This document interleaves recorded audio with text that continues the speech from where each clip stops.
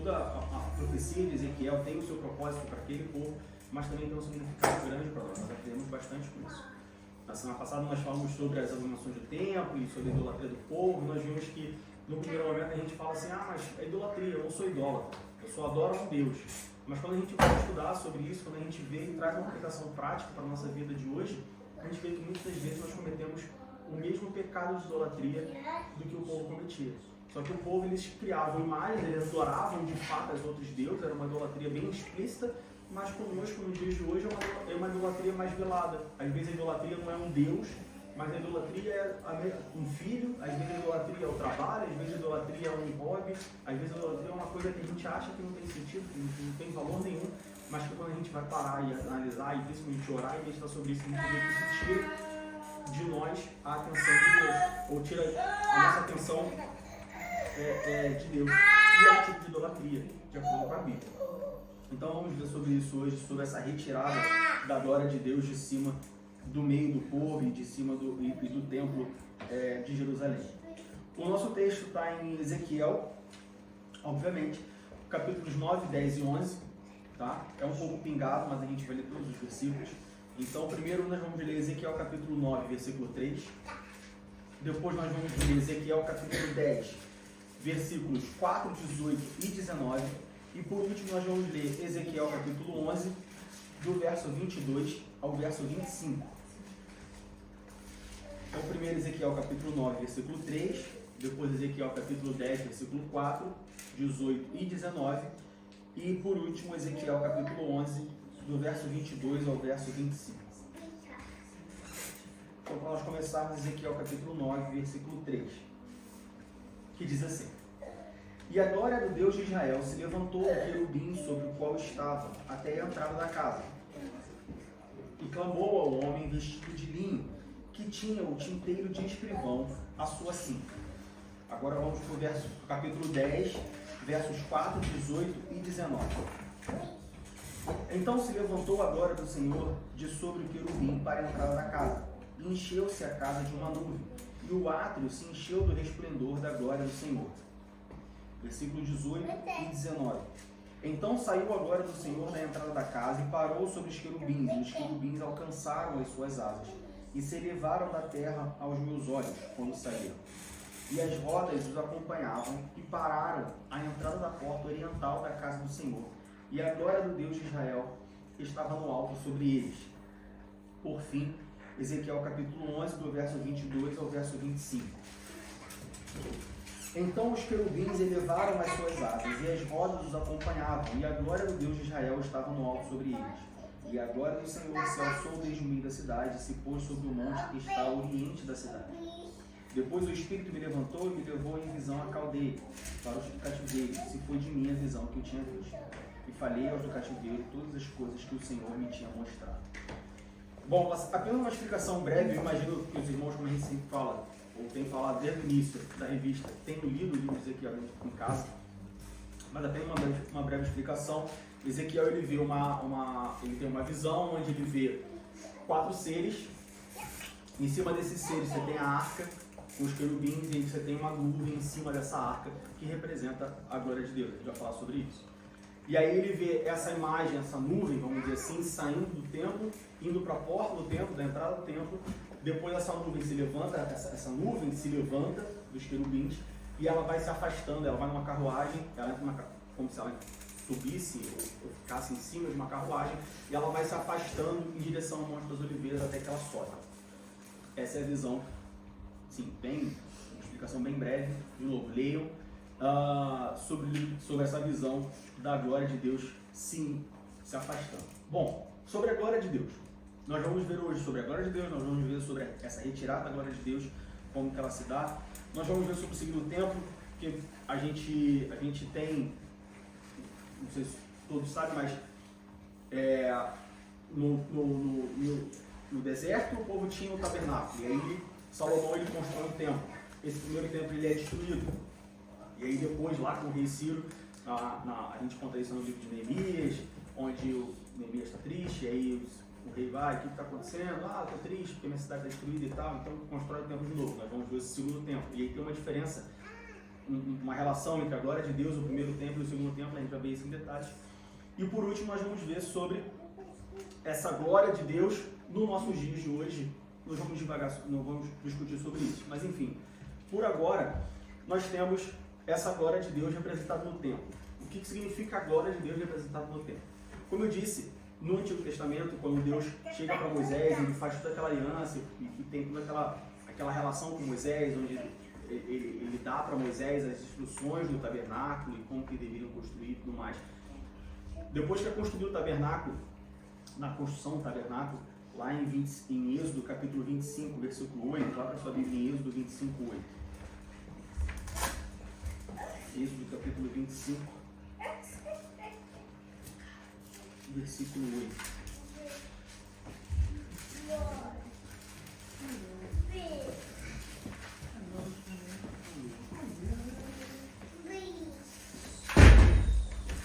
Êxodo capítulo 25, versículo 8, diz assim: e me farão um santuário e habitarei no meio deles. Ou seja, o próprio Deus, ele dá as instruções do tabernáculo e ele diz para Moisés que ele habitaria no meio do povo através desse tabernáculo. Então, quando o povo constrói o tabernáculo e a gente tem o lugar do Santo dos Santos, temos o propiciatório da arca, nós temos a arca, a presença de Deus habitava naquele lugar. Só que não era uma habitação condicional. Como nós vamos ler toda essa história, quando nós lemos todo esse discurso, esse diálogo de Deus com Moisés, nós vemos que existia uma aliança, existiam compromissos, existiam comprometimentos. E se o povo estivesse compromissado com Deus, Deus estaria também compromissado com o povo, fazendo sua parte e habitando no meio deles. Então é importante a gente entender isso, porque a gente começar a partir desse ponto, porque estamos vendo sobre a glória de Deus saindo do meio do povo de Jerusalém. Poxa, mas por que a glória de Deus saiu do templo? Por que a glória de Deus se afastou do povo? Por que a presença de Deus saiu do meio do povo? Bom, saiu porque o povo não cumpriu a sua parte. E não foi uma vez que o povo descumpriu a sua parte, mas foram sucessivos atos, vários atos que culminaram nessa decisão de Deus de falar: bom, já que vocês não me querem, e a gente viu isso na semana passada, já que vocês não me querem, já que vocês estão contra os deuses, já que vocês não se importam mais comigo, já que vocês não precisam mais de mim, então eu vou sair do meio de vocês. Tudo isso culminou com a saída da glória de Deus, da presença de Deus do meio do povo de Israel. O que já é para imaginar uma coisa muito séria, porque quando você chega a um estado, nós já vimos sobre isso, já falamos aqui várias vezes que Deus ele tem uma medida para cada um de nós. Quando a medida do povo de Deus, quando a medida do povo de Israel se enche a ponto de Deus se retirar do meio do seu povo, isso é uma coisa muito séria. Imagina, e a gente vai falar mais sobre isso, sobre a glória de Deus e a presença de Deus hoje no nosso meio, na igreja e pós Jesus Cristo. Mas você imagina chegar a um ponto, a um estado tão deplorável, onde Deus fala assim: não, para mim já deu, não tá legal, vou sair daqui. A gente pode mais ou menos comparar. Imagina que você vai na casa de um amigo, você vai em algum lugar, uma festa, uma celebração, e aí aquele lugar tá tão ruim, o papo tá tão ruim, a comida tá tão ruim, a música tá muito alta, tudo, o ambiente tá tão ruim, a ponto de você falar assim: não, para mim já deu. Eu gosto muito das pessoas que estão aqui, estou muito feliz de estar aqui, mas para mim já deu, eu preciso ir embora. Já é uma coisa ruim, já é um sentimento ruim, tanto para quem vai quanto para quem fica. Você imagina isso comparado com Deus falando assim: não, olha, o estado do povo está tão deplorável que para mim já deu, eu vou te retirar a minha glória daqui. Então é um assunto, foi uma questão muito séria. Bom, como eu disse, a primeira vez que a glória de Deus ele baixou, vamos dizer assim, ou ela chegou à terra, foi no tabernáculo. Deus ele fala com Moisés, construiu o tabernáculo, ele fala: olha, eu habitaria no meio do meu povo. Onde que Deus habitava no meio do povo? No tabernáculo, no Santo dos Santos, em cima da Arca da Aliança, você tinha a presença de Deus. A segunda vez que isso aconteceu, que a glória de Deus se manifestou na terra, ou habitou na terra, ou desceu do céu para a terra, nós encontramos em 2 Crônicas, capítulo 7, versículo 1.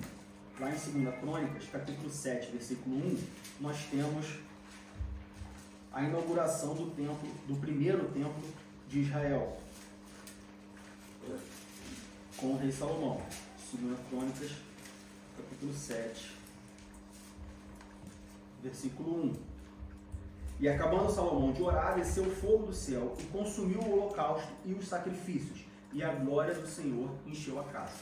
Então, um pouco de história, você tem um povo no deserto, com um tabernáculo, e aí a Arca da Aliança, e aí, consequentemente, a glória de Deus habitando no meio do povo, continua, mesmo depois que Israel toma a terra de Canaã, edifica Jerusalém, continua através do tabernáculo, até que chega Davi e fala assim, não, vou construir o templo. Deus chega para Davi e fala, não, você não vai construir o templo, tem muito sangue nas suas mãos, seu filho vai construir o templo. E aí então vem Salomão, assume o reinado de Israel e Salomão constrói o templo de Salomão. A gente chama de templo de Salomão, um templo suntuoso, aquele de São Paulo? Hã? É aquele de São Paulo? É igualzinho, 3x0 de lá para cá. Sim, São Paulo tem a Igreja Universal, se eu não me engano. Foi a Igreja Universal, né? Parece, tem no Brasília também. Tem em Brasília também? Ouvi falar. O que eu sei é de São Paulo, que a Igreja Universal ela reconstruiu o Templo de Salomão. Nunca fui, dizem que é muito bonito. Se eu tiver a oportunidade, certamente eu vou, porque né, é bonito, independente de qualquer coisa, mas interessante ver. Eu acho legal, eu particularmente acho legal, assim, do ponto de vista arqueológico, vamos dizer. Apenas abrindo um parênteses, lá, quem for no Rio de Janeiro, tem no bairro da Abolição, na sede da Universal, eles têm um museu judaico e eles têm uma maquete de Jerusalém no tempo de Cristo, e é maravilhoso. Uma maquete gigantesca, que você tem, tipo, a passagem do dia para a noite e tal, e aí você tem visita guiada, você tem, tipo, tour, vamos dizer assim, pela maquete, e vai explicando as passagens.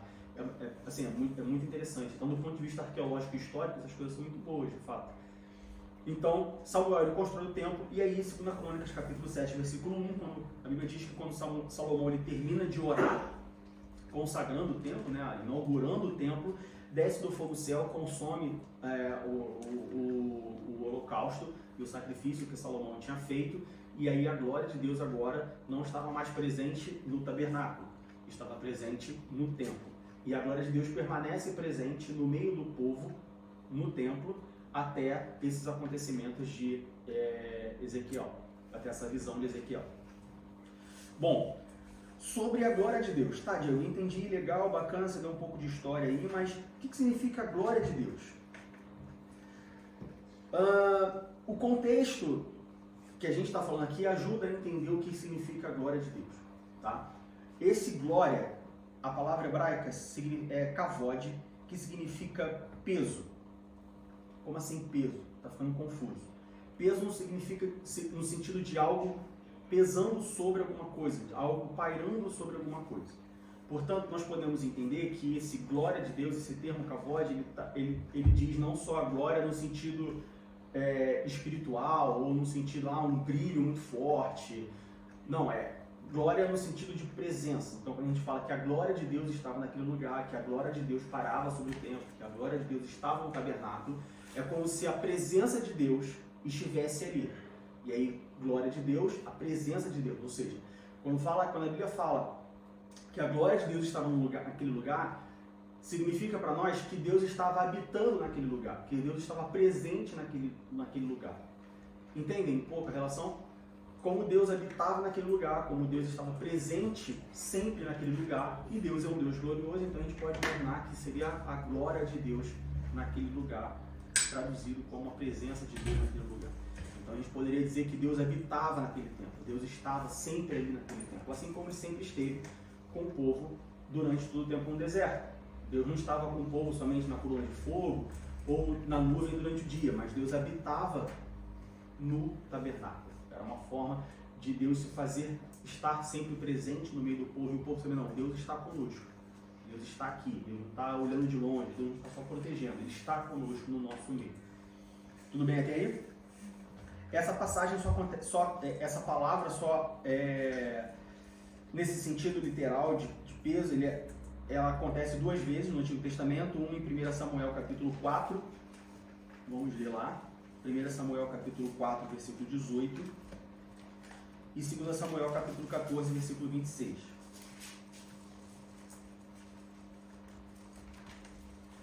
Samuel 4, 18. E sucedeu que, fazendo ele menção da arca de Deus, ele caiu da cadeira para trás da banda da porta e quebrou-se-lhe o pescoço. E morreu, porquanto o homem era velho e pesado, e tinha ele julgado a Israel 40 anos.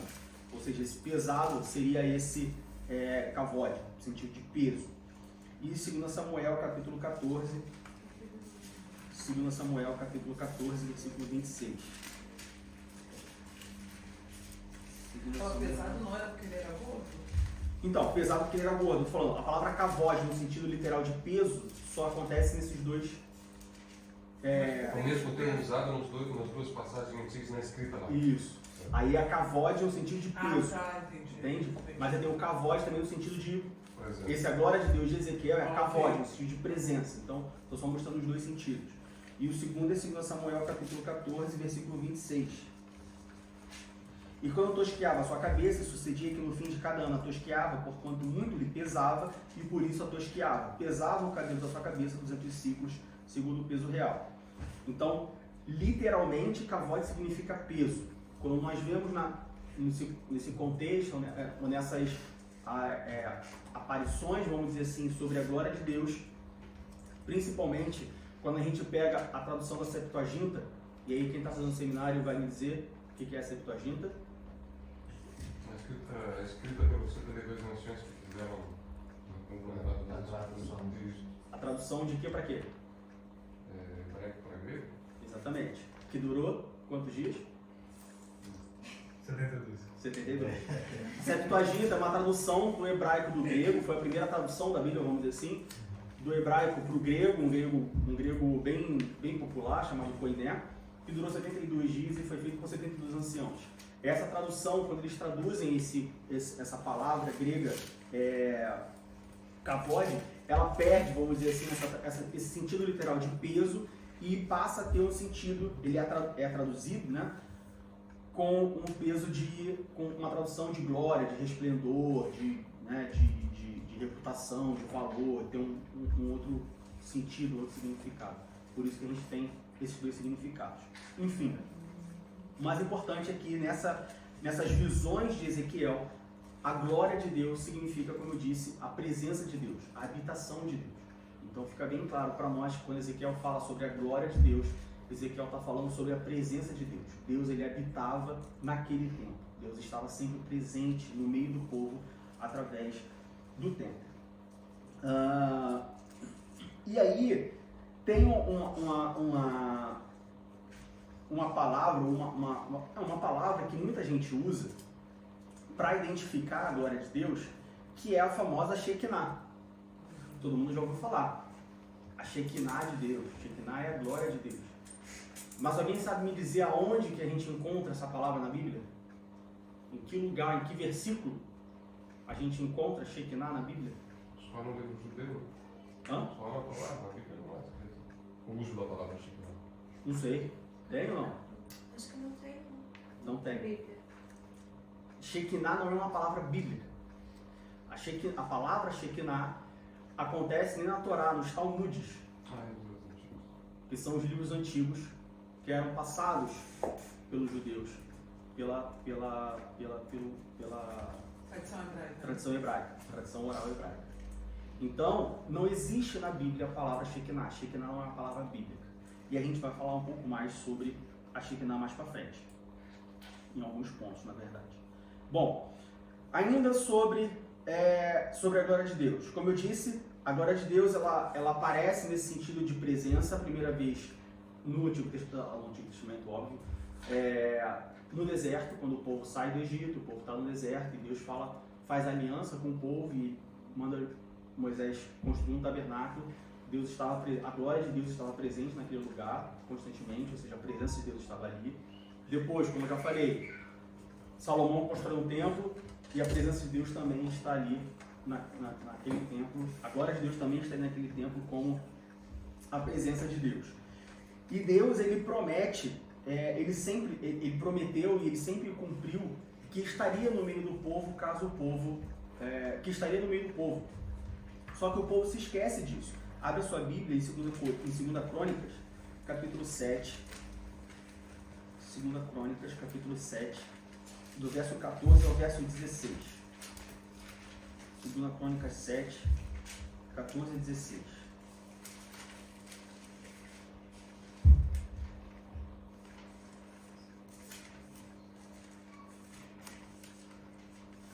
diz assim: e se o meu povo, que se chama pelo meu nome, se humilhar e orar e buscar a minha face e se converter dos seus maus caminhos, então ouvirei dos céus e perdoarei os seus pecados e sararei a sua terra. Agora estarão abertos os meus olhos e atentos os meus ouvidos à oração deste lugar, porque agora escolhi e santifiquei esta casa, para que o meu nome esteja nela perpetuamente, e nela estarão fixos os meus olhos e o meu coração todos os dias. E aí fica a primeira lição para nós, a primeiro aprendizado para nós nessa lição, a primeira lição do dia de hoje é que o próprio Deus, ele fala para o povo: olha só, se o meu povo, que se chama pelo meu nome, se humilhar e orar e buscar a minha face, se converter os seus maus caminhos, então ouvirei dos céus e estarei com eles. Os meus olhos estarão fixos, o meu coração habitará com eles. O próprio Deus prometeu estar com eles. Mas aí quando a gente olha a história do povo de Israel, a gente vê que o povo parece que se esquece disso. Seja nas dificuldades, e aí, claro, a gente pode remontar lá para o deserto. Todo dia e toda noite, o povo via a presença de Deus, seja através do tabernáculo, ou seja, o povo sabia que Deus habitava ali. Então, quando o povo olhava para o tabernáculo, o povo, qualquer pessoa que em sã consciência olhava para o tabernáculo, bom, ali está a presença de Deus. Se o povo olhasse para cima durante o dia, ia ver uma nuvem ajudando o povo no calor. Ali está a presença de Deus. De noite, uma coluna de fogo. É impossível você não ver uma coluna de fogo na noite do deserto. Ali está a presença de Deus. Mas mesmo assim o povo se esquecia, parece que se esquecia disso, porque na primeira oportunidade que eles tinham, eles levantavam outros deuses e praticavam idolatria. Aqui em 2 Crônicas, Deus está falando: olha, se o meu povo, que se chama pelo meu nome, se humilhar e se converter os seus maus caminhos, então eu estarei com eles. E aí, eu imagino que as pessoas, o povo, já teve experiência suficiente com Deus para ver que Deus não é um Deus de duas palavras, que o que ele falava ele cumpria. Porém, o povo parece que se esquecia disso e não se importava ou não se esquecia dessa promessa de Deus e não se importava ou não queria ter a presença de Deus junto com eles. Porque na primeira oportunidade que eles tinham, eles sempre faziam algo que eles sabiam que entristeciam, que entristeceria a Deus. E aí, por que eu digo que isso é o primeiro aprendizado para nós no dia de hoje? Porque muitas vezes, mesmo nós sabendo que Deus sempre está conosco, muitas das vezes a gente acha que Deus não está mais conosco. Ou muitas das vezes a gente acha que Deus não está tão presente como deveria. Ou muitas vezes a gente acha que Deus não está próximo de nós como deveria. Mas o próprio Deus fala: olha, estarei com você todos os dias. A gente vai ler essa passagem mais para frente, mas o que Jesus fala quando ele vai para o céu? Quando ele ressuscita e sobe para os céus.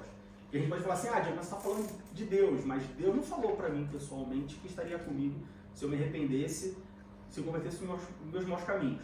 Tá, vamos tirar de contexto então 2 Crônicas. Mas quando Jesus ressuscita e ele vai para o céu, ele fala assim: olha, eu vou, mas eu vou deixar para vocês um Consolador que estará convosco todos os dias. Então o próprio Jesus falou: olha, eu estou indo, mas eu vou deixar com vocês, e aí não tem como você negar, falar que mas aquilo ali é só para os discípulos. Aquilo ali é só para quem viveu até o 2º século. Não, ali é para todo mundo, inclusive nós. Ou seja, o próprio Jesus, o próprio Deus, prometeu que o Espírito Santo, quem já estudou a Trindade, Deus, de certa forma, estaria conosco todos os dias. E mesmo assim a gente continua agindo, muitas das vezes, como o povo de Israel, e duvidando da presença, ou achando que não está tão presente assim, ou pior, procurando outras coisas para satisfazer ou para preencher a presença que a gente acha, o vazio deixado pela presença de Deus, que a gente acha que Deus deixou o vazio na nossa vida. Então, na verdade, não, ele está presente. É a gente que se afasta. Fala, cara.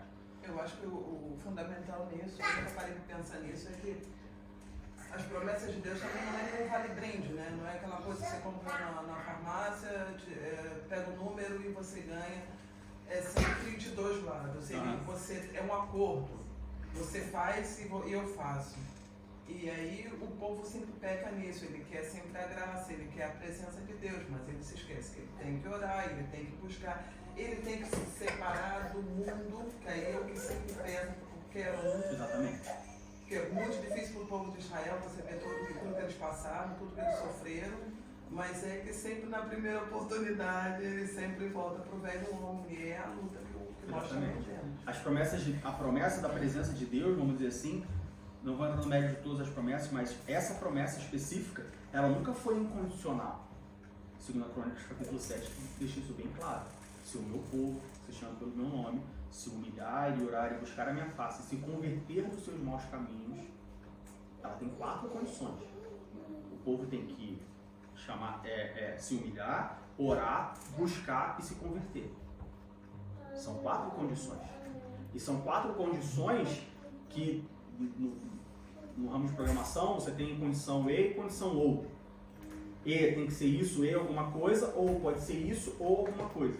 Essas 4 condições são condições E. Ou seja, se humilhar e orar e buscar e se converter. Não existe uma sem a outra. Não existe uma sem a outra. Não adianta eu buscar, eu me converter e eu orar, mas eu não me humilhar. Não adianta eu humilhar, eu orar e me converter, mas eu não buscar. E por aí vai. São as 4. Se as 4 estiverem juntas, então a presença de Deus estará no meio do povo. Então a presença de Deus estará na minha vida. É uma promessa, vamos dizer assim, automática. Eu não preciso fazer e esperar acontecer. Não, se eu fizer, vai acontecer. Ponto final. Ah, mas vai acontecer imediato. Imediatamente. Não é o tipo de promessa que, olha, se você fizer isso e esperar tanto tempo, então vai acontecer lá no futuro. Não. São 4 condições, ou uma condição dividida em 4 partes, que produz um efeito imediato, instantâneo. A partir do momento que você tem você cumpre ou preenche essas 4 condições, imediatamente a presença de Deus vai estar com você. Aleluia. Não importa onde, não importa quem, não importa como, ela vai estar. Nunca disse que é simples. É simples, mas não é fácil. O problema é que não adianta você fazer só hoje. Você tem que fazer hoje, amanhã e depois. Exatamente. Bom, então sobre a glória de Deus é isso. O significado de glória de Deus significa a presença de Deus. Foi uma promessa de Deus para o povo. Nós já vimos a promessa em 2 Crônicas, capítulo 7. Sobre a palavra Shekinah, é uma palavra que não está na Bíblia. Ela é uma palavra que ela pertence ao hebraico talmúdico. A Talmud é uma tradição oral que os judeus tinham. Então lá aparece a Shekinah. Ah, Diego, então eu posso usar a palavra Shekinah? É errado usar a palavra Shekinah? A gente vai chegar sobre isso. A gente vai falar mais sobre isso. Mas a princípio, o que nos basta é que nós não encontramos na Bíblia a palavra Shekinah se referindo à glória de Deus. O que nós... e aí, quando nós olhamos a palavra Shekinah ela deriva de um verbo chamado shakan, que significa aparecer. E esse sim aparece na Bíblia. O verbo, não a palavra, não o verbo que dá origem à palavra Shekinah, não a palavra Shekinah em si. Uma pergunta, esse Talmud foi um livro à parte, né? Dos livros judaicos. Sim. Foi feito depois que fecharam toda a Bíblia ou é paralelo? O tempo? Não, é bem antes, né? Porque a Bíblia, não sei. A Bíblia foi fechada em... Eu não sei. 600 depois de Cristo, não é? 400? Isso é tipo antes do Antigo Testamento. Bem antes? Ok. Tudo bem até aí? Sobre a glória de Deus? Tá. Sobre a retirada da glória de Deus. Como nós lemos, Ezequiel tem uma visão onde ele vê a glória de Deus no templo, sobre o templo de Israel, e ele vê a glória de Deus se retirando do templo de Israel. Essa retirada se acontece em 4 estágios. O primeiro, a glória de Deus, como Ezequiel vê, ele vê 4 seres, vê a Arca da Aliança, e aí sobre os querubins da Arca da Aliança, uma nuvem representando a glória de Deus. Então o primeiro estágio da retirada da glória de Deus do templo é a glória de Deus se levantando de sobre a Arca da Aliança. Então você tinha 4 seres, a Arca, a glória. E aí ele vê a glória de Deus, essa nuvem se levantando de cima dos querubins. Depois, essa nuvem, a glória de Deus, ele passa para a entrada do templo, segundo estágio. Depois ele vai se afastando do templo até chegar ao último estágio, que é se pondo no Monte das Oliveiras. E aí a gente vai falar um pouco sobre o Monte das Oliveiras mais para frente. Mas são esses 4 estágios. Sobre o primeiro estágio, está em Ezequiel capítulo 9, versículo 3, e no capítulo 10, versículo 4. Ezequiel 9, 3 diz assim: E a glória do Deus de Israel se levantou do querubim sobre o qual estava, até a entrada da casa, e clamou ao homem vestido de linho, que tinha o tinteiro de escrivão à sua cinta. E depois Ezequiel capítulo 10, versículo 4, que diz: Então se levantou a glória do Senhor de sobre o querubim para a entrada da casa, e encheu-se a casa de uma nuvem, e o átrio se encheu do resplendor da glória do Senhor. Bom, aqui, normalmente quando a gente quando a gente lê essa passagem, quando a gente se refere a esse primeiro estágio, vamos dizer assim, existe muita diferentes interpretações se a nuvem ou a glória que se levanta do querubim, você está falando do querubim que estava sobre a arca. Quando a gente olha para a arca, a gente vê que tem a arca e na tampa da arca tem 2 querubins virados, com as asas viradas para o centro. Então existe uma discussão, existem diferentes interpretações. Uma diz que quando Ezequiel vê a glória saindo, é a glória levantando de sobre o querubim da arca, ou de sobre os querubins, que seriam os seres que estavam sustentando a arca. O que, no fim das contas, não tem muita relevância. O que importa é que a glória de Deus estava se movendo, é que a glória de Deus estava saindo. E por que isso é mais importante? Porque, como a gente já falou, se a glória de Deus decide, ou se Deus decide se retirar daquele lugar, é porque alguma coisa o incomodou. Trazendo isso para nós, muitas das vezes a gente fica no popular buscando chifre em cabeça de cavalo para tentar entender o porquê, entender como que foi, quando na verdade a gente não se atenta ao fato, ou a gente não dá a devida importância ao fato de que, olha, agora Deus está saindo. Não importa de onde que ela está saindo, o que importa é o porquê que ela está saindo. Ou mais do que o porquê ela está saindo, se importa o que eu estou fazendo para impedir que ela saia. Porque muitas vezes a gente fica se preocupando com as causas, mas a gente não se preocupa em como resolver o problema de fato. A gente gasta muito tempo divagando, pensando, mas o que está acontecendo? Eu estou afastado da igreja, eu estou afastado por causa do irmão Francis. Não, eu estou afastado por causa da irmã Letícia. Não, eu estou afastado por causa do pastor Ivanor, estou afastado porque está muito frio.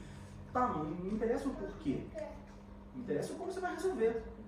Se você entende que tem um problema, não interessa você, ou na maioria das vezes, não interessa você buscar a raiz do problema. Interessa você buscar a solução para o problema.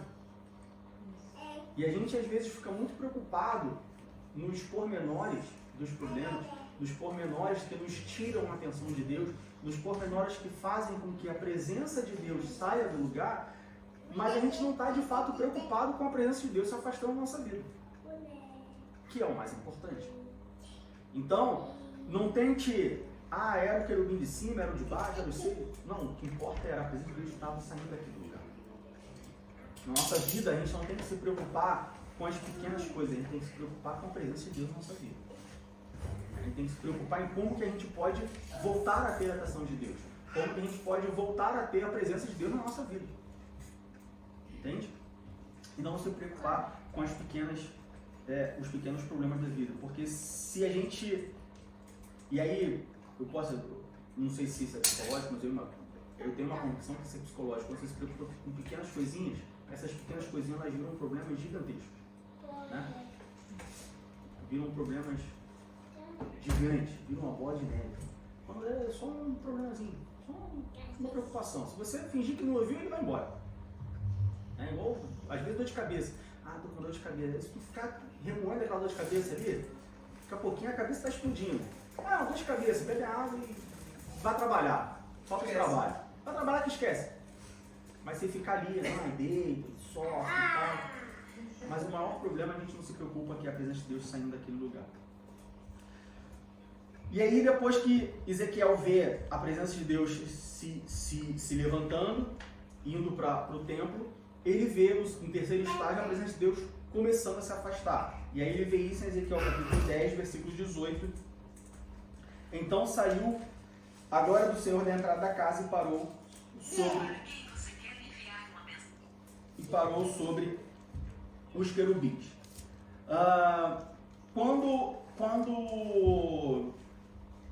Quando Ezequiel ele acompanha a presença de Deus saindo sobre os querubins e indo para a porta do templo, já se preparando para se afastar, isso traz uma mensagem para Ezequiel acerca da destruição do templo. Como assim? Qual é a relação? Bom, Deus ele habitava naquele templo. E aí quando Deus habita naquele templo, a gente pode dizer de certa forma que aquele templo ele está protegido. Vamos fazer uma comparação mais próxima da nossa realidade. Se você tem um forte que ele está extremamente fortificado, com tropas e com armas e todo protegido, a chance de você conseguir derrubar aquilo ali é mais difícil. Condições normais de temperatura e pressão. Teoricamente, aquela cidade está preparada, está fortificado, está pronta ali para resistir e não vai cair. Né? Então tem que ser melhor que você. Tem que ser melhor. Se não tem ninguém melhor do que Deus, então, se Deus está ali, está protegido, está seguro. A partir do momento que Ezequiel começa a ver a presença de Deus saindo do templo, né, levantando, indo para a porta, depois se afastando, bom, se a presença de Deus está saindo daquele lugar agora está desprotegido. Aquele lugar agora não está mais tão forte quando estava. Aquele lugar agora está sujeito à destruição. Então ali a gente já tem uma mensagem de que se aproxima a destruição do templo. A primeira destruição do templo que acontece lá em 587 a.C., o Império Babilônico. A gente vê isso em 2 Reis e Jeremias, a gente já vai ler sobre isso. A gente vai ler essas passagens. O que isso nos ensina? O que isso nos aplicando isso na nossa vida? Quando a presença de Deus começa a sair do nosso meio, quando a presença de Deus começa a sair da nossa vida, a gente começa a ficar suscetível. A gente começa a ficar vulnerável. E quando a gente fica vulnerável, a gente fica mais aberto à prática. A gente fica mais aberto à destruição. Por isso que é importante nós sempre termos a presença de Deus conosco.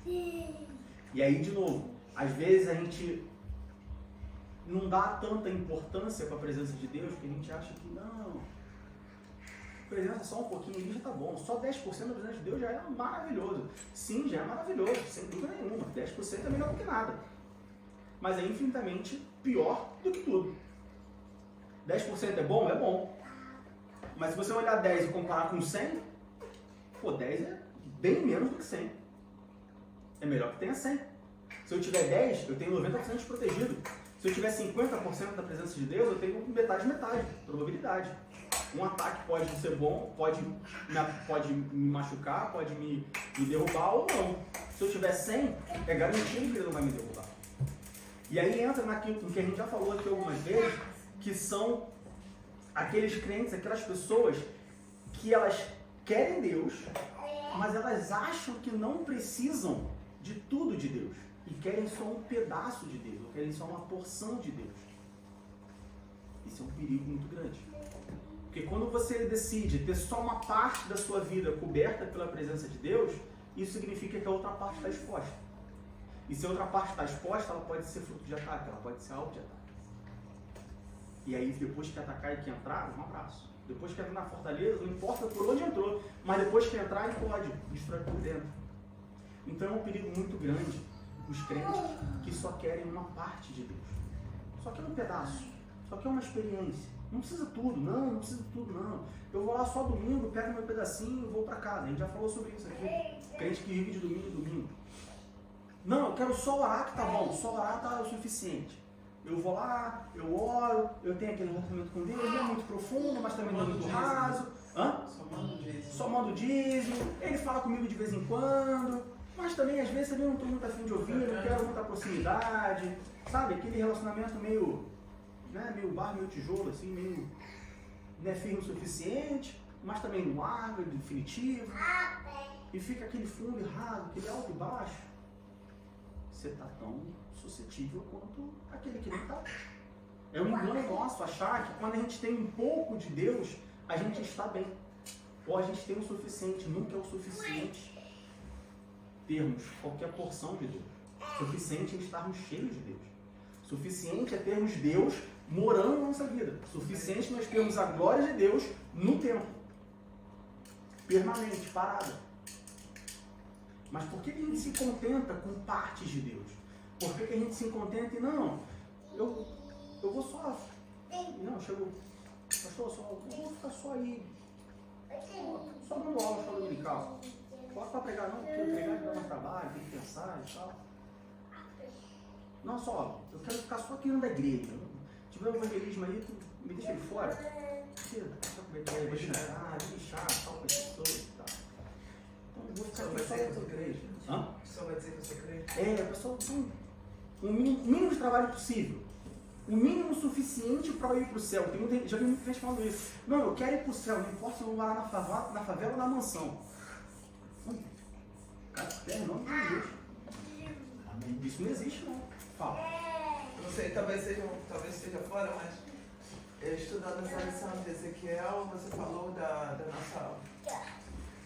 nossa necessidade de, como atalaias, né, de pregar a palavra e de falar às pessoas de Jesus Cristo, e essa coisa toda que praticamente a gente pensa que não é nossa função, é a função da igreja, não estou aí para pregar, né, a gente vai para a igreja. E eu vivi isso, essa semana eu fui no supermercado e encontrei um pessoal que eu conheço, que é o pessoal de rua, que eu sempre falo com muito carinho, bato papo, estão bebendo cerveja, às vezes eu dou um dinheiro, olha aquele papo. E nisso eu fui falar de Jesus para eles, sabe? Interessante. Mas eu fiquei toda sem jeito, que eu não tenho o menor jeito pro negócio. E você vai pregar, você não sabe se prega, o pessoal começa a rir na tua cara, é uma coisa muito complicada, sabe? Aí eu falei, será que eu preguei errado? Será que eu não tenho... Uma situação constrangedora, né? Será que... Aí eles começam a rir, aí fala de Jesus e começa a cair na gargalhada. Aí você fica mais sem jeito ainda, porque eu comecei essa história. É interessante isso tudo, sabe? Dessa função. Lembrando, assim, de viver meio barro, meio tijolo. Quando a gente quer viver tijolo, não quer viver barro. Sim. É complicado. Então, se alguém aqui tem esse sentimento ou essa proposta no coração de, não, olha só, a presença de Deus pode cobrir só segunda, quarta e sexta. Pode cobrir só metade da minha semana, não precisa ser a semana inteira. Não, só uma parte da minha vida. Eu preciso da presença de Deus só na minha vida familiar, minha vida profissional. Minha vida afetiva, minha vida amorosa, não precisa não. Fala. Eu acredito que não tem como. Assim, a pessoa pode até não querer que Deus entre na vida dela por inteiro. Ou a pessoa pode até estar achando que, assim, não, nessa parte aqui é meio complicado Deus entrar. Mas quando Deus entra, é tudo. Não tem essa coisa de, só tô ali, só tô aqui. Não, eu acredito que, assim, quando a gente realmente quer que Deus esteja na nossa vida, a gente não tem nem como falar, olha só, é só aqui. Porque Deus entra em todo. Mas isso é desculpa, porque Deus... A mornidão, né? A mornidão. Isso. Mas eu acho que... Aí é que eu acho que, pelo menos no relacionamento que Deus não é um que mete o pé na porta e entra. Você tem que deixar ele entrar. Então não é assim, ele vai fazer tudo. Não, é tipo assim, se eu não pregar, ele não vai pregar. Eu tive que chegar lá e falar, fulano, Jesus, já ouviu falar de Jesus? Pra mim foi um negócio,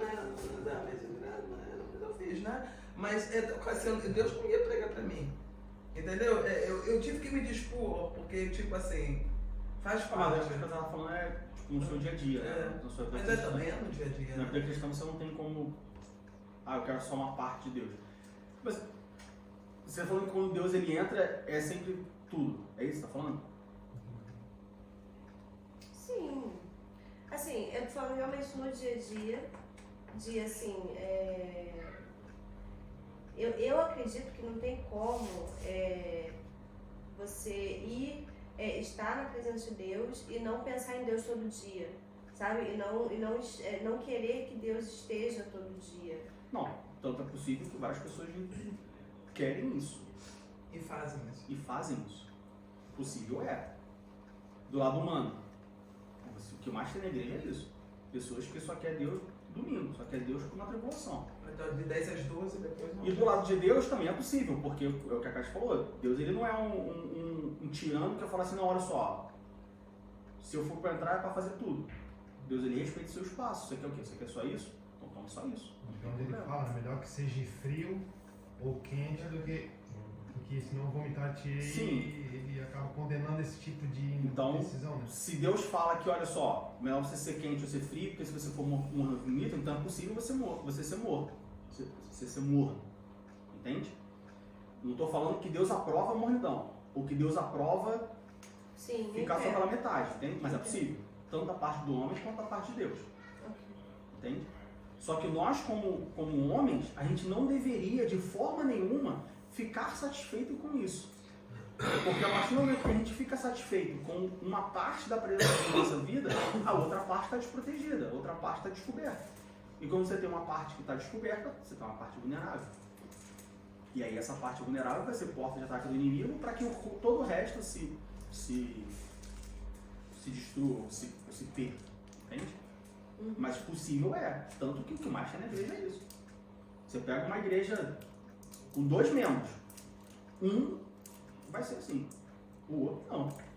Você pega uma igreja com 20. 10 vai ser assim. 10 não. E por aí vai. A escala só aumenta. Mas que é possível você vê isso o tempo inteiro. Pessoas que não querem, só quer uma parte. Não quer um compromisso 100%. É como num casamento, eu falo assim, não, eu quero casar. Eu quero casar com uma esposa só para ela cozinhar para mim. Não quero dividir com ela quanto eu ganho. Não quero dividir responsabilidades com ela. Não, eu quero ter um filho, mas eu quero ter uma mulher só da rede de aluguel. Eu quero só que ela me dê o filho. Depois ela pode ir embora. Não, ou você quer um relacionamento ou você não quer, entendeu? Deus, se você quer, Deus ele respeita o seu livre-arbítrio e ele permite que fique assim. Mas isso não significa que ele aprove. Muitas vezes a gente confunde um pouco Deus permitir algo com Deus aprovar algo. Permitir é uma coisa, aprovar é outra. Tá? Por fim, em Ezequiel no capítulo 11, no verso 23, Ezequiel vê a presença de Deus se pondo no Monte das Oliveiras. Ezequiel 11, 23 diz assim: E a glória do Senhor se alçou desde o meio da cidade, se pôs sobre o monte que está ao oriente da cidade. Esse monte que está ao oriente da cidade é o Monte das Oliveiras. Então Ezequiel vê a presença de Deus saindo do templo, a glória de Deus saindo do templo e indo em direção ao Monte das Oliveiras e se pondo no Monte das Oliveiras. É o mesmo que Jesus foi? É o mesmo que Jesus foi. Ah, Diego, por que o Monte das Oliveiras? Bom, porque eu não sei te explicar o porquê. Não posso falar para você que tem uma relação e tal. A gente consegue identificar alguns elementos. Assim, não identificar, mas o que a gente pode falar é que o Monte das Oliveiras ele tem bastante história na Bíblia. Coisas importantes, vamos dizer assim, ou passagens marcantes acontecendo no Monte das Oliveiras. Agora a gente tem em Ezequiel a presença de Deus saindo e se pondo no Monte das Oliveiras. Quando a gente olha para Jesus, a gente tem Jesus, por exemplo, orando no Getsemane. Getsemane é um jardim no Monte das Oliveiras. Quando Jesus é preso, ele é preso no Monte das Oliveiras. A gente tem algumas passagens marcantes a respeito do Monte das Oliveiras. Coincidentemente ou não tenho base bíblica para te afirmar que é isso, mas a gente vê em Ezequiel a presença de Deus indo ao Monte das Oliveiras e se pondo no Monte das Oliveiras, e a gente vê também lá em Atos capítulo 1, abre em Atos capítulo 1, Atos capítulo 1, versículo 9. Atos capítulo 1, versículo 9, do 9 ao 11.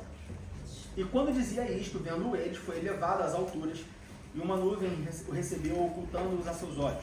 E estando com os olhos fitos no céu, enquanto ele subia, eis que junto deles se puseram 2 varões vestidos de branco, os quais lhe disseram: Varões galileus, porque estáis olhando para o céu? Esse Jesus que dentre vós foi recebido em cima do céu, há de vir assim como para o céu o viste ir. Então a gente vê Jesus ascendendo também no Monte das Oliveiras. E lá em Apocalipse diz que Deus ele vai descer no Monte das Oliveiras, quando o seu pé fundir no Monte das Oliveiras, o monte vai se dividir e tudo mais. Então a gente vê uma certa significância, ou uma série de relatos, acontecimentos, vamos dizer assim, passado, presente e futuro, relativo ao Monte das Oliveiras.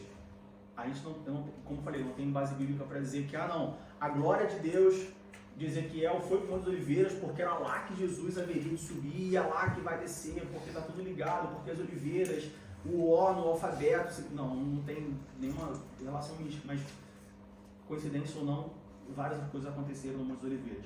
E quando a gente vai estudar sobre os montes, eu já vi um estudo sobre os montes da Bíblia, a gente vê que o Monte das Oliveiras ele está relacionado com muitas coisas. Está relacionado com cumprimento de promessa, oração, esperança, redenção e vitória. Então a gente aprende bastante coisa com passagens relacionadas ao Monte das Oliveiras. Tudo bem até aí? Alguma pergunta? Não? Bom, sobre esse segundo templo, como eu disse, lá em segunda, vamos ler em Jeremias capítulo 39. Jeremias capítulo 39.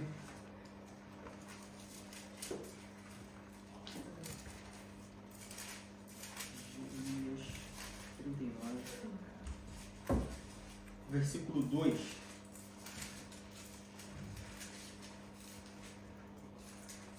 Jeremias 39, versículo 2. A gente está dando uma volta, mas os irmãos vão entender o porquê dessa volta.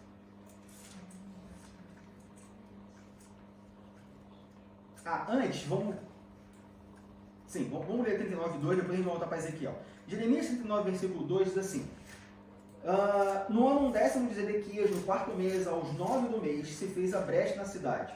E aí, se a gente for ler ainda em 2 Reis 25, em próprio livro de Jeremias, capítulo 52, a gente vai ver que esse templo que Ezequiel viu, ele é destruído pelos caldeus, lá em 587 a.C. E aí, se a gente voltar para Ezequiel, no capítulo 44, Ezequiel, capítulo 44, do versículo 2 ao versículo 4. Ezequiel 44, do verso 2 ao verso 4, diz assim: então me fez voltar para o e disse-me o Senhor: essa porta estará fechada, não se abrirá, ninguém entrará por ela, porque o Senhor Deus de Israel entrou por ela, por isso estará fechada. Quanto ao príncipe, ele ali se assentará com o príncipe para comer o pão diante do Senhor. Pelo caminho do vestíbulo da porta entrará e por esse mesmo caminho sairá. Depois me levou pelo caminho da porta do norte, diante da casa, e olhei, e eis que a glória do Senhor encheu a casa do Senhor. Então caí sobre o meu rosto. Aqui, nessa passagem, a gente está falando sobre, Ezequiel está falando sobre a restauração do templo. Ezequiel está falando sobre o segundo templo. Jerusalém teve 2 templos. Ele teve o primeiro templo, que foi o templo de Salomão, e ele tem o segundo templo, que foi o templo lá em 516, que Neemias ajudou a reconstruir, na reconstrução da cidade. O rei Ciro assina um decreto para que o templo seja reconstruído. A gente vê isso lá em Esdras, Neemias e tudo mais. Só que nesse segundo templo, ele não era um templo como o primeiro, não tinha toda a beleza do templo de Salomão. Só que nesse segundo templo não tinha a glória de Deus ali naquele lugar, da forma como tinha o primeiro. No primeiro você tinha a glória de Deus naquele lugar, e a gente leu a passagem por mais. No segundo templo não tinha. Alguém sabe dizer o porquê que não tinha? Deus não está comigo. Mas como que Deus não estava lá? O templo não era para ele? Salomão reconstrói o templo. Constrói o templo. Deus estava ali presente. Salomão consagra aquele templo e tal, faz o holocausto, a glória de Deus está ali presente. A glória de Deus sai. O povo estava pecado e tudo mais. Aí Neemias fica triste, Neemias e tal. Ciro vai lá, autoriza, reconstrói o templo. Teoricamente, se eles reconstruíram o templo, seria para a presença de Deus estar no templo. Não? Eles se converteram então. Hã? Bom, parte do povo, quando Neemias foi lá para reconstruir, parte do povo ainda lutava, porque não queria que ele reconstruísse. Ele sofreu tentativas de sabotagem, tentaram atacar eles lá. Teve algumas partes que eu lembro que ele dividiu algumas pessoas para colocar onde havia certas brechas nos muros para que eles ficassem vigiando para que não entrassem. Mas essas pessoas que vieram para entrar para sabotar o plano deles eram alguns judeus também. Tá, mas isso não descaracterizava o fato de o templo continuar sendo templo. Não, O fato de ter um templo construído não significa que Deus está lá, porque parte do povo Exatamente. não queria que o templo Exatamente fosse aquela passagem Então, nós não estamos de Tá. acordo com a fé, sim. Diga, irmão. Mas agora abre a sua Bíblia então em Ageu, capítulo 2, versículo 9.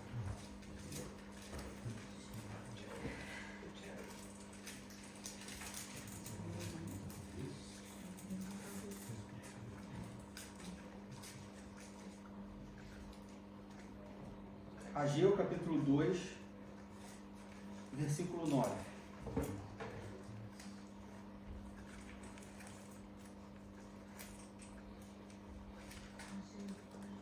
O que está escrito aí? A glória das últimas casas será maior que a da primeira, diz o Senhor dos Exércitos, e neste lugar darei a paz, diz o Senhor dos Exércitos. Lê o versículo 7 também. Farei tremer, pardon, E farei tremer todas as nações, e virá desejado de todas as nações, e encherei esta casa de glória, diz o Senhor dos Exércitos. Como que a glória da segunda casa seria maior que a glória da primeira, se a glória de Deus não estava ali de fato? De novo, você tinha o primeiro templo, a glória de Deus. Você tinha um tabernáculo, a glória de Deus estava ali. Aí Salomão constrói o templo, a glória de Deus estava ali. Aí Neemias reconstrói o templo. Aí a glória de Deus Templo é não está. templo. Templo é templo. Meu Deus. Igreja é igreja. Uma igreja com 3.000, 4.000 pessoas, num lugar que é, né, abençoado, que a igreja inteira está bem, está bem. Uma igreja na Alemanha com 20, no meio de um monte de gente que não quer dar mínima de Deus, também é igreja. Também Deus está morando naquele lugar. Então templo é templo. Não é porque o povo não estava comprometido. Templo é templo. Então Deus estava no tabernáculo, Deus estava no primeiro templo. Aí constrói o segundo templo. Mas a gente não tem registro bíblico de que a presença de Deus desceu naquele segundo templo. Mas em Ageu capítulo 2, versículo 9, o próprio Deus diz que a glória desta última casa será maior do que a primeira. Como que a glória do segundo templo foi maior que a do primeiro se a glória de Deus não desceu no segundo templo? Quem sabe me dizer? O desejado de todas as nações viria. Quem é o desejado de todas as nações viria? O próprio Deus. Jesus Cristo. Jesus Cristo. Mas também é bem matemático, né? Se a primeira não era nada, a segunda vai ser maior, então já não é difícil. A resposta no Você versículo 0 mais 7. 1 é 1. A resposta no versículo 7. Farei tremer todas as nações e virá o desejado de todas as nações e encherei esta casa de glória, diz o Senhor dos Exércitos. Quem encheu a casa de glória? Não foi o próprio Deus, foi Jesus. Vamos abrir lá em Mateus capítulo 21. Mas Jesus não tinha chegado aí. Mas chegaria. Mas chegaria. Mas como é que pode a casa? Então ficou sempre bem complicado. Não foi naquele mesmo instante, né? Não falou que assim que fosse construído dele. Virá. Ele virá o desejado. Exatamente. Quer dizer que a casa estava vazia da glória. O templo ficou vazio da glória até a vinda de Jesus, sim. Mas depois que Jesus voltou, já não tinha mais templo. Tinha. Tinha? Ele é Mateus capítulo 21, versículo 12. Ah, não teve, né? Jesus falou que ia destruir aquele. Abre Mateus 21, 12, 14 e 15. Mas então foi pouco tempo que a glória terminou. Mateus capítulo 21, versículos 12, 14 e 15. E entrou Jesus no templo de Deus e expulsou todos os que vendiam e compravam no templo, e derribou as mesas dos cambistas e as cadeiras dos que vendiam pombas. Versículo 14 e 15. E foram ter com ele ao templo cegos e coxos e curou-os. Vendo então os principais dos sacerdotes e os escribas as maravilhas que faziam os meninos clamando no templo. Hosana ao filho de Davi, indignaram-se. Versículo 16. E disse-lhes: ouves o que estes dizem? Jesus lhes disse: sim, nunca lestes pela boca dos meninos das crianças de peito tirasse o perfeito louvor, e deixando-os saiu da cidade para Betânia, e ali passou a noite. Ainda em Lucas capítulo 2, versículo 46. Lucas 2, 46.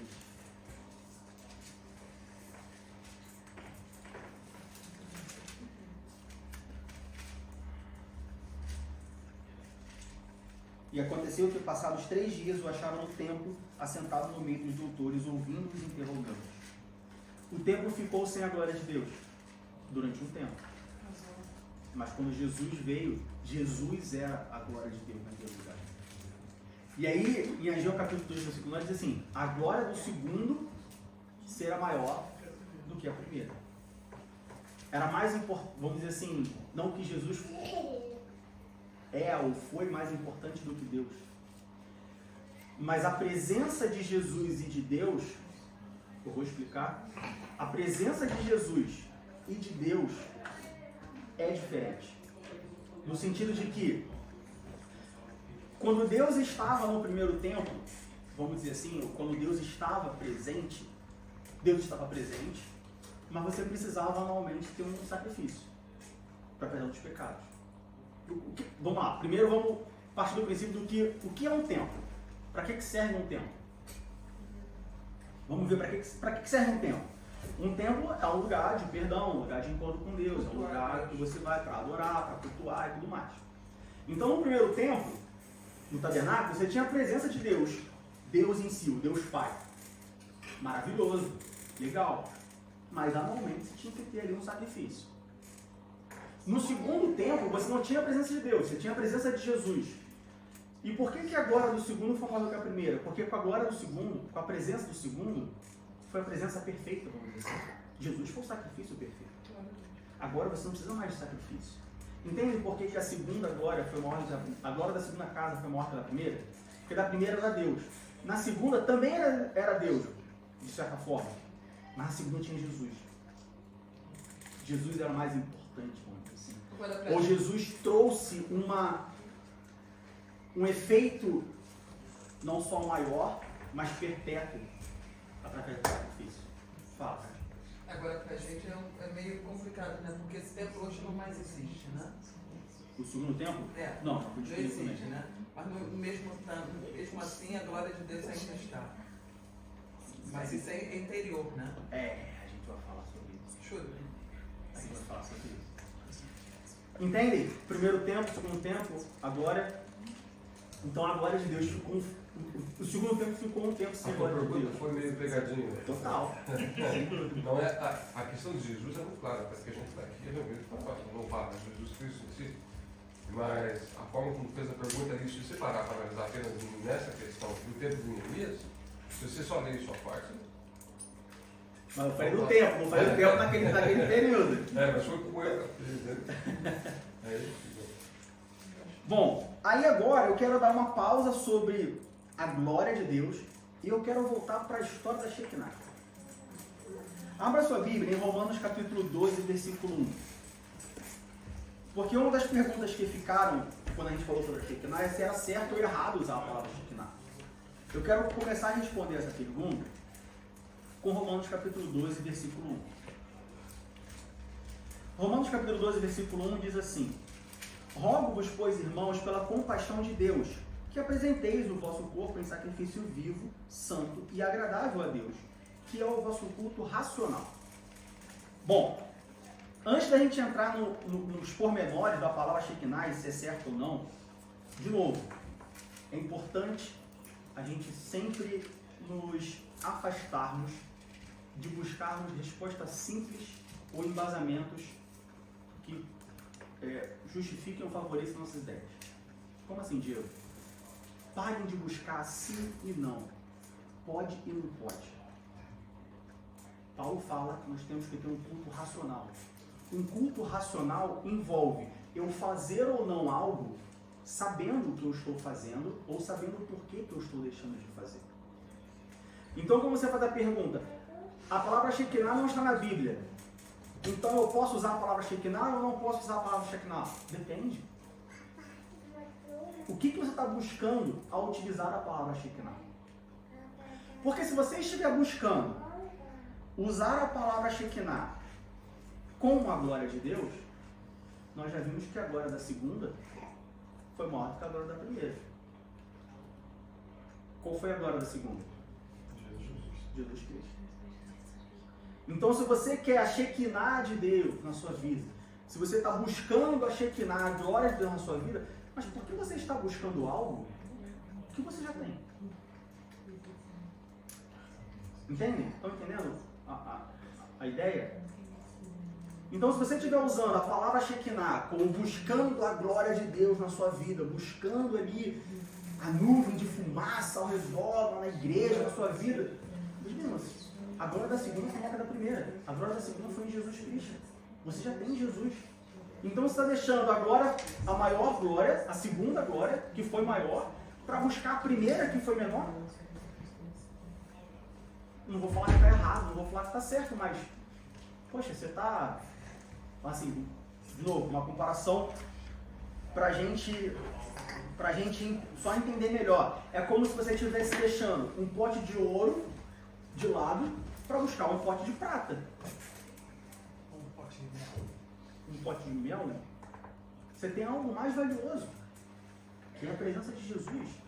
E você está deixando a presença de Jesus para buscar a Shekinah de Deus. Ou seja, você está dando um valor a uma palavra que, na prática, você está deixando uma coisa mais valiosa de lado para buscar uma coisa de menor valor. Abra sua Bíblia em Colossenses capítulo 1, versículos 15. Colossenses capítulo 1.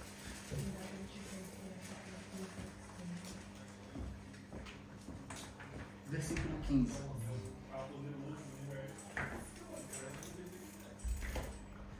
O qual é a imagem do Deus invisível, o primogênito de toda a criação. E ainda no capítulo 2, versículo 9 de Colossenses diz: porque nele habita corporalmente toda a plenitude da divindade.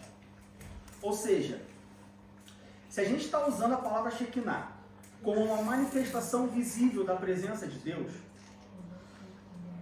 nada mais completo, nada mais perfeito em relação à presença de Deus, ou à glória da manifestação da presença de Deus, do que Jesus Cristo. Capítulo 1, versículo 5 e capítulo 2, versículo 9 de Colossenses nos garante isso. O cumprimento final da glória de Deus, da presença de Deus, se cumpre em Jesus Cristo. Então, quando nós usamos, toma cuidado quando você usa a palavra Shekinah para você buscar a Shekinah de Deus, porque a glória de Deus, mas bem, a glória de Deus já está com você, Jesus Cristo, Ele mora no seu coração. Não existe nada mais importante do que isso, não existe nada mais valioso do que isso. João capítulo 1, versículo 14. João capítulo 1, versículo 14. Diz assim: e o Verbo se fez carne e habitou entre nós, e vimos a sua glória como a glória do unigênito do Pai, cheio de graça e de verdade. Quem é o Verbo? Jesus. E vimos a sua glória, ou seja, a glória do Verbo, ou seja, a glória de Jesus, como a glória do unigênito do Pai, cheio de graça e de verdade. Jesus nos basta. Onde eu quero chegar? Muitas das vezes a gente cria umas expectativas de coisas maravilhosas, de coisas gloriosas, de coisas... eu quero ver o céu se abrir, eu quero ver a terra parar, o sol parar. Quando o que importa para nós é ver Jesus Cristo. Ele é muito mais do que o suficiente. Mas a gente sempre fica buscando o extraordinário, a gente fica sempre buscando, e aí a gente usa palavras para isso, e a gente se comporta dessa maneira, buscando as coisas, né, que são de outro mundo, quando o que importa, de fato, na verdade, a gente deixa de lado.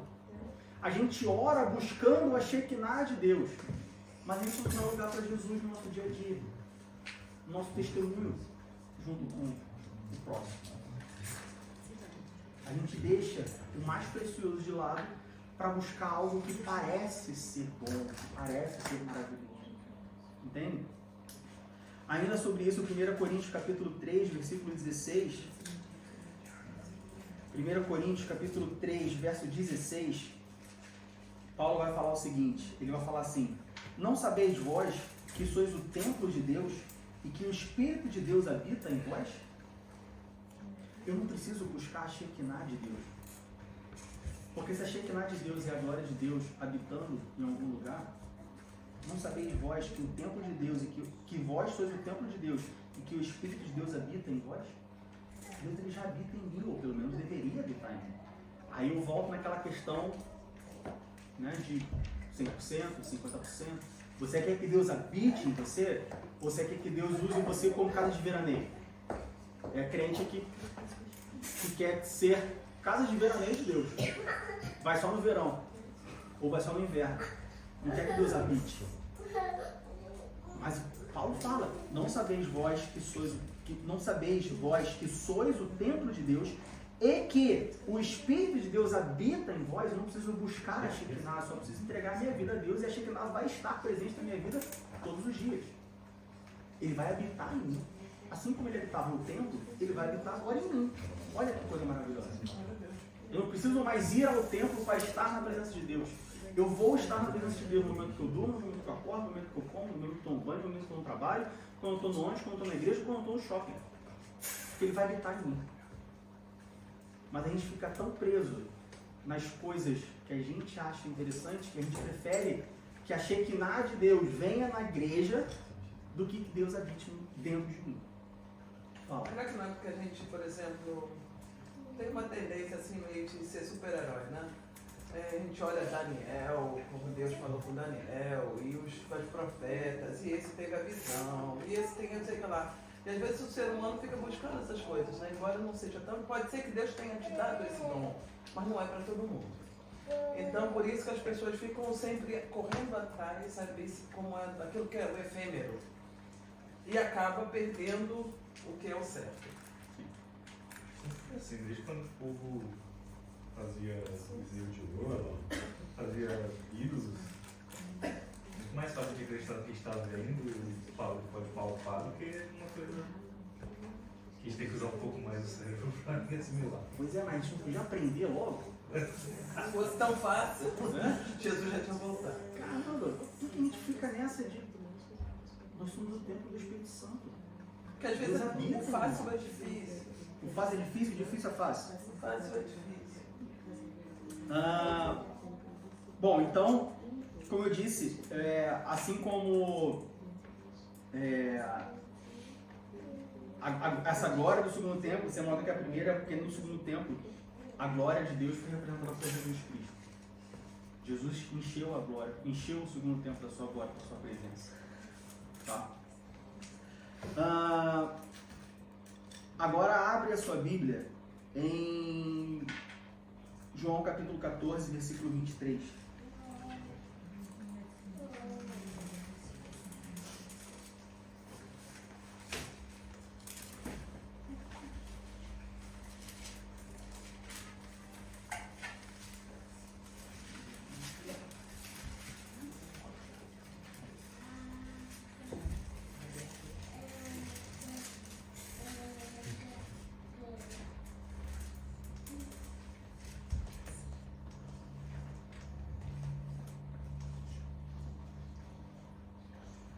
João 14, 23.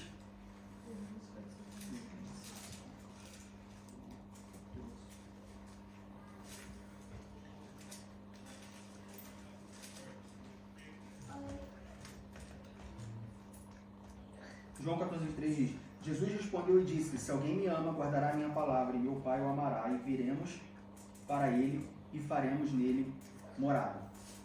De novo, Jesus fala, e viremos para ele. Jesus está falando dele e do Pai. Se alguém me ama, guardará a minha palavra, e meu Pai o amará. E viremos para ele e faremos nele morada. Deus, ele não habita mais num templo. Definitivamente, ele não habita mais num templo. Ele habita em nós. Nós somos o templo de Deus. Nós somos moradas de Deus. E aí, quando nós pensamos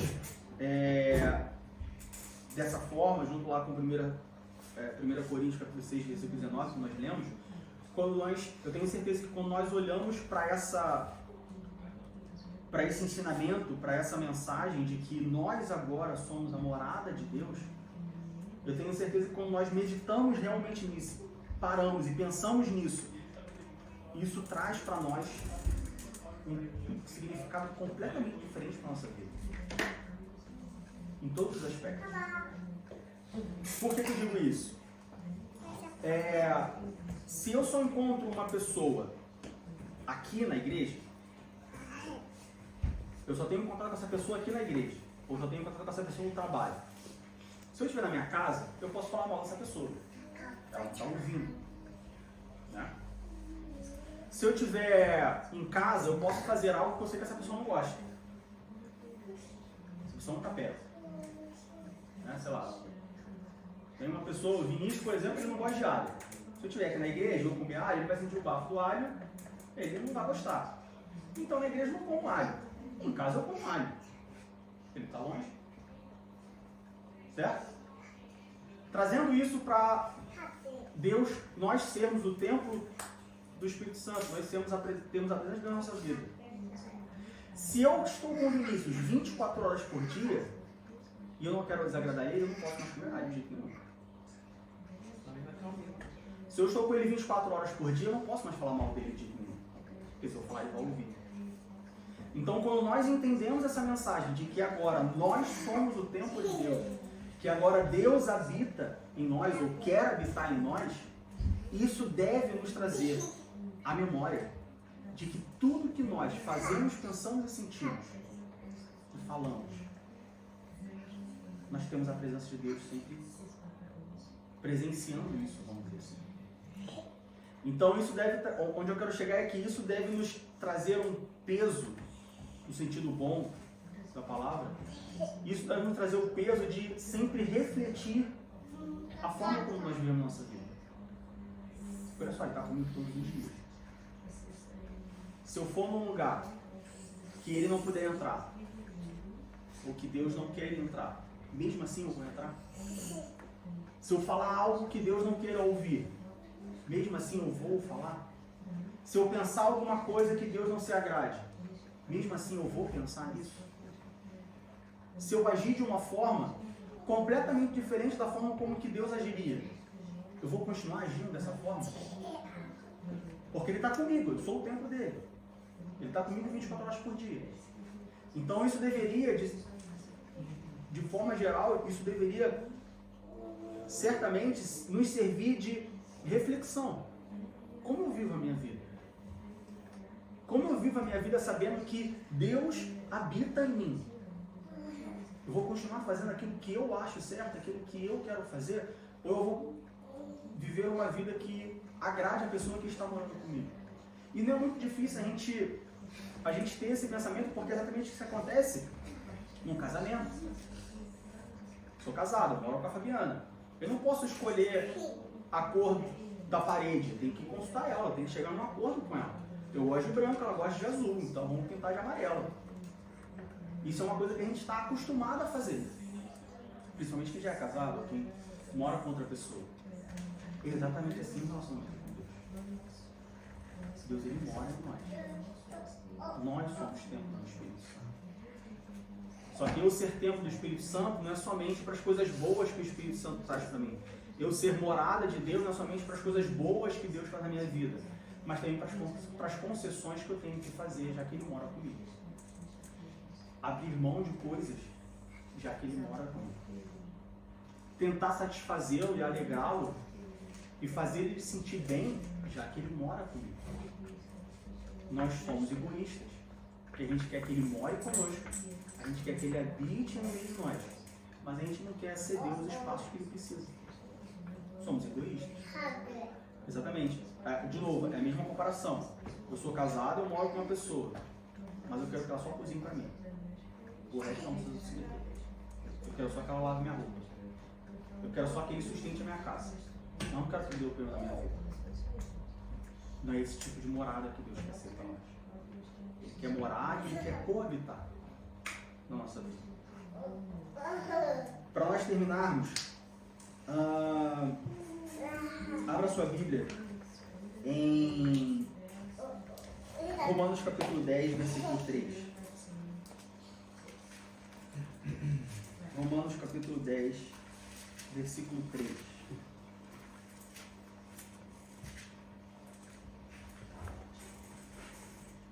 Romanos capítulo 10, versículo 3, diz assim: porquanto não conhecendo a justiça de Deus e procurando estabelecer a sua própria justiça, não se sujeitaram à justiça de Deus.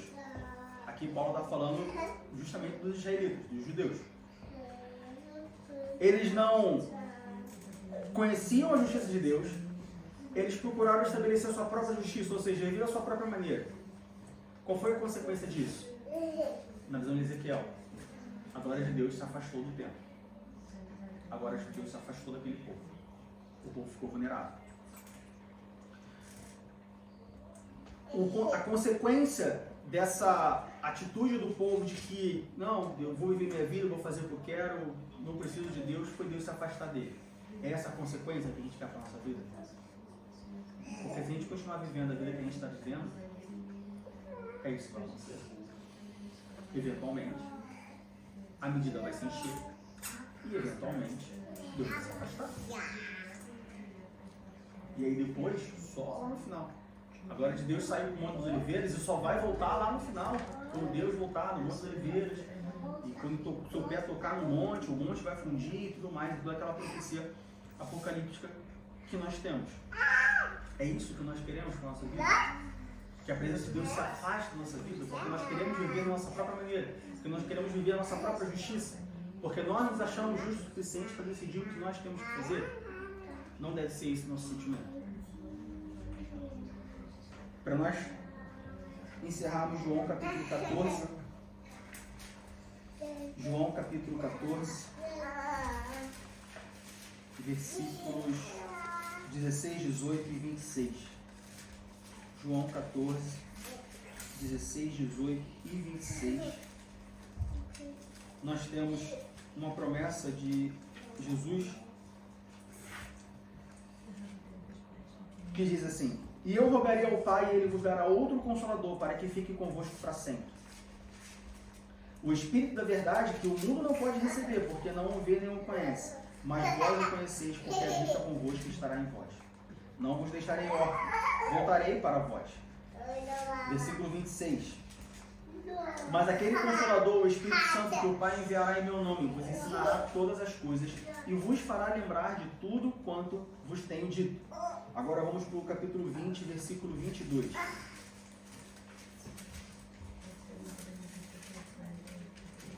E havendo dito isto, assoprou sobre eles e disse: recebei o Espírito Santo. Nós somos templo moral do Espírito Santo. Ele está conosco todos os dias na nossa vida. A missão dele é estar conosco. Ou seja, a partir do momento, assim como nós lemos lá em 2 Crônicas que se humilharem e orarem e buscarem meu nome, então eu habitarei no meio de vós, a mesma coisa se repete para nós como igreja. O Espírito Santo, ele está disponível, ele está, vamos dizer assim, de mala pronta na porta. A partir do momento que a gente abrir a porta, ele vai entrar e vai morar. A gente só precisa abrir a porta. Eu só preciso deixar de viver as minhas justiças. Eu só preciso deixar de viver da minha maneira. E pedir para ele morar comigo, que ele vai morar e vai fazer morada. É o mesmo relacionamento, as mesmas condições. Só que a diferença é que o Espírito Santo, ele não vai se afastar nunca. A partir do momento que você abrir a porta, deixar ele entrar, ele não vai sair nunca. Ele vai sempre estar com você. Assim como Deus também sempre estaria com o povo se eles cumprissem aquelas condições. Alguma pergunta? Não? Bom, recapitulando, nós vimos sobre a visão de Ezequiel da glória de Deus se afastando. A glória de Deus se afasta do templo porque o povo virou completamente as costas para Deus. Então, se Deus não precisa, se o povo não precisa mais de mim, então, o pensamento de Deus, né? Se Deus não precisa mais de mim, então é afastar, então vocês não precisam, então vão embora. Da mesma forma, nós, nos dias de hoje, nós temos a presença de Deus na nossa vida, nós já temos a presença de Deus, não precisamos buscar a presença de Deus. Não precisamos, porque eu quero ver a glória de Deus descer nesse lugar, eu quero... Não, olha só, o Espírito Santo já habita em você. A glória da segunda casa é maior que a primeira. Você não precisa buscar algo extraordinário, já tem o máximo que pode existir, você já tem, que é o próprio Deus habitando dentro de você. Basta que a gente deixe de viver da nossa própria maneira e busque viver, coabitar com Deus